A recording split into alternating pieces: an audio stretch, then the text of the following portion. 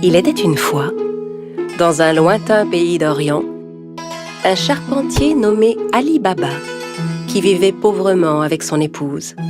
Ali Baba allait souvent dans la forêt avec son âne pour y couper du bois et le revendre en ville. Un jour qu'il était allé chercher du bois dans la forêt comme à l'ordinaire, il entendit un bruit de galop.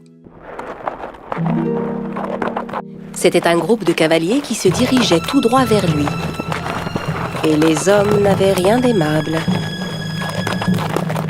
Ce sont certainement des voleurs. Je ferais mieux de me cacher. Ali Baba cacha son âne derrière les buissons et grimpa à un arbre.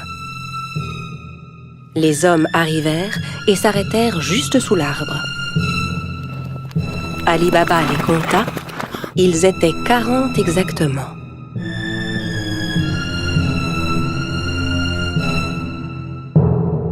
Les hommes déchargèrent les lourds sacs que portaient leurs chevaux.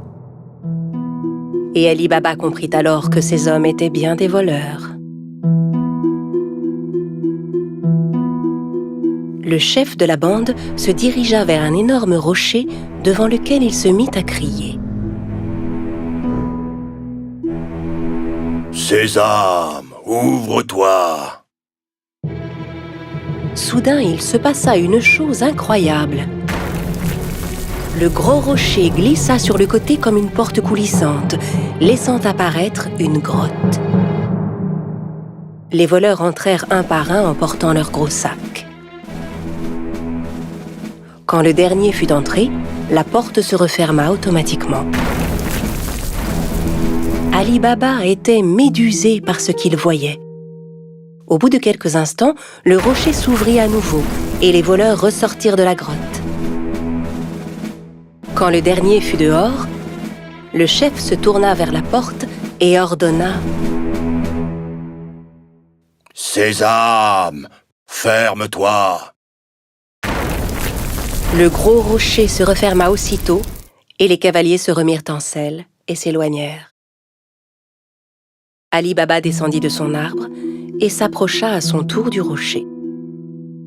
Il lança les mots qu'il avait entendus. « Sésame, ouvre-toi !» La porte s'ouvrit dans un grand bruit. Ali Baba entra d'un pas hésitant.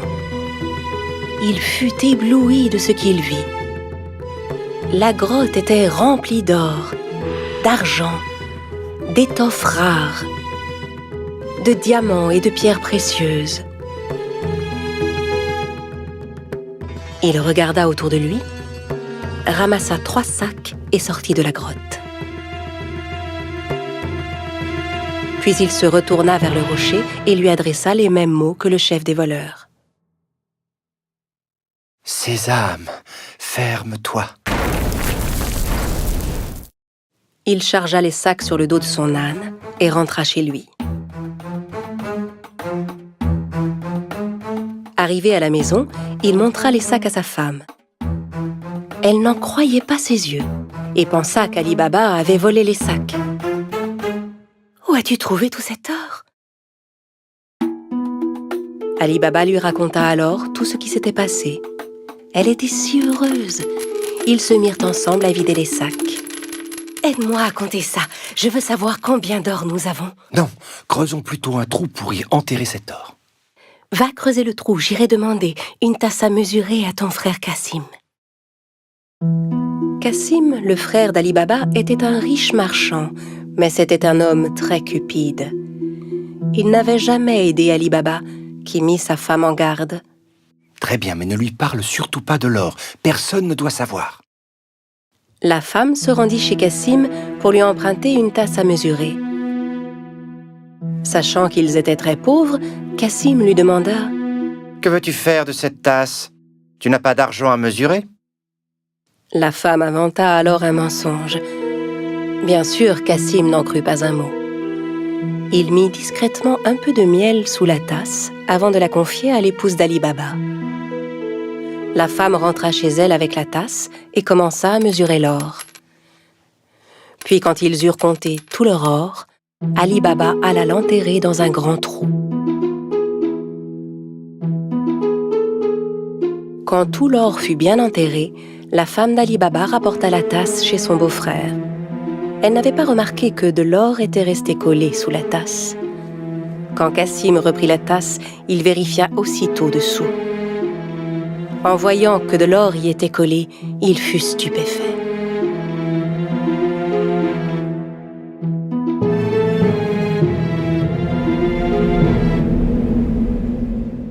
Je me demande où Ali Baba a pu trouver cet or.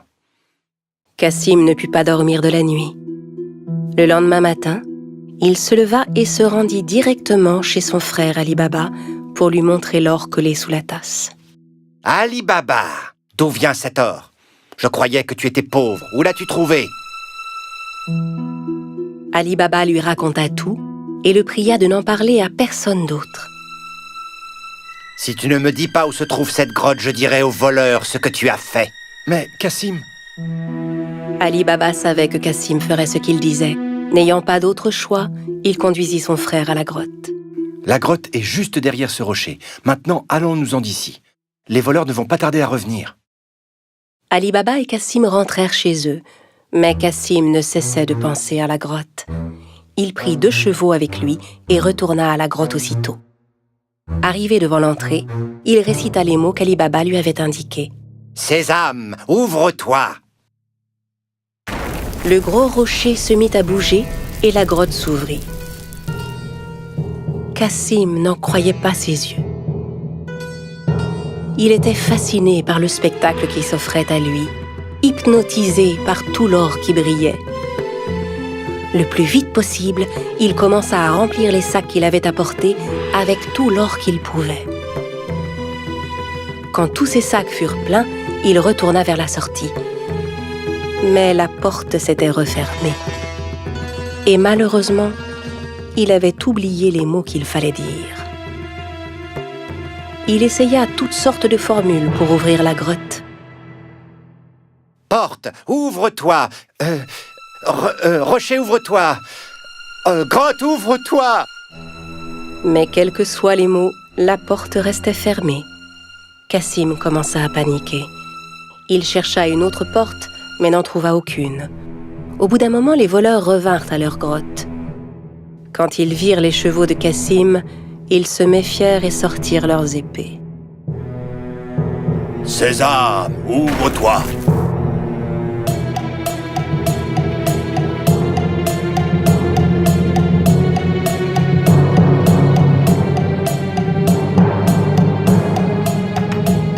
En entrant dans la grotte, les voleurs s'emparèrent de Cassim et le punirent sur le champ. « Alors c'est donc lui le voleur qui nous a volé notre or » À la nuit tombée, ne voyant pas revenir Cassim, sa femme commença à s'inquiéter. Elle courut chez Ali Baba pour lui demander son aide. Ali Baba aussi était inquiet pour son frère. Il retourna à la grotte et vit les 2 chevaux qui attendaient devant la porte. Il comprit alors que son frère était à l'intérieur et qu'il s'était fait tuer par les voleurs. Il retourna voir sa belle-sœur et lui raconta tout. Ensemble, ils décidèrent de n'en parler à personne. Au bout de quelque temps, Ali Baba et son épouse vinrent s'installer dans la maison de Cassim. Ils s'occupaient de son commerce et aidaient à le faire prospérer. Leur fortune ne cessait de croître. Dans le même temps, le chef des voleurs se rendait compte que l'or caché dans sa grotte ne cessait de diminuer de jour en jour. Il ordonna donc à l'un de ses hommes de vérifier s'il ne voyait rien de suspect. « Va en ville, cherche s'il n'y a pas quelqu'un qui serait devenu soudainement riche et dépensier. Depuis quelque temps... » En se promenant dans les rues du marché, l'homme vit Ali Baba qui payait ses achats avec de l'or. Il le suivit jusque chez lui. Quand Ali Baba entra dans la maison, le voleur marqua sa porte. À la nuit tombée, la femme de Cassim sortit pour donner de l'eau fraîche aux animaux. C'est alors qu'elle remarqua la marque qui était sur sa porte. Elle comprit que la marque n'annonçait rien de bon. Elle prit un pot de peinture et marqua toutes les portes du voisinage. Au petit matin, les 40 voleurs arrivèrent pour retrouver la maison d'Ali Baba. Incapable de distinguer la maison parmi toutes celles qui portaient des marques, Ils furent contraints de repartir. Mais le chef était bien décidé à retrouver Ali Baba. Il se déguisa et alla rôder du côté du marché. Il finit par retrouver Ali Baba et le suivit jusque chez lui. Quand il frappa à la porte, Ali Baba vint lui ouvrir. « J'ai fait un long voyage. J'ai rapporté des jarres d'huile d'olive. On dit que vous êtes le marchand le plus riche de la région. Peut-être voudriez-vous en acheter ?»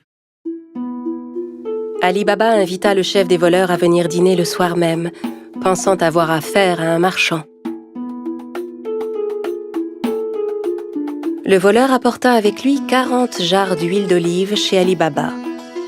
Ali Baba avait demandé à ses servants de préparer un bon dîner pour son hôte. Ali Baba proposa à son invité de passer la nuit chez lui, ce que, bien sûr, il accepta sans hésiter.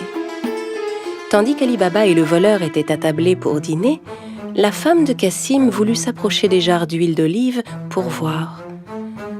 C'est alors qu'elle entendit des bruits étranges. « On sort maintenant ?»« Non, pas encore. » En entendant que c'étaient les voleurs qui étaient dans les jarres et non pas l'huile, elle comprit que c'était un piège. Elle alla aussitôt à la cuisine pour faire bouillir de l'huile. Puis elle revint verser de l'huile bouillante dans chacune des jarres. Les voleurs ébouillantés s'efforçaient de garder le silence.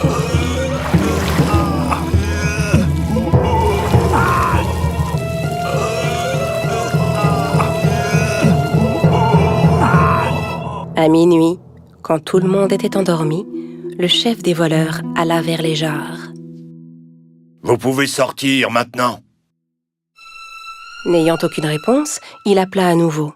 « Les gars, vous dormez ?» N'entendant à nouveau aucune réaction, il décida d'ouvrir les jarres et fut terrifié de ce qu'il vit. Terrorisé à l'idée de se faire attraper à son tour, il s'enfuit et ne revint jamais. Le lendemain matin, la femme de Cassim raconta à Ali Baba ce qui s'était passé. Cette fois, il savait qu'il n'aurait plus jamais à s'inquiéter des voleurs. À partir de ce jour, Ali Baba et sa famille menèrent une vie riche et heureuse.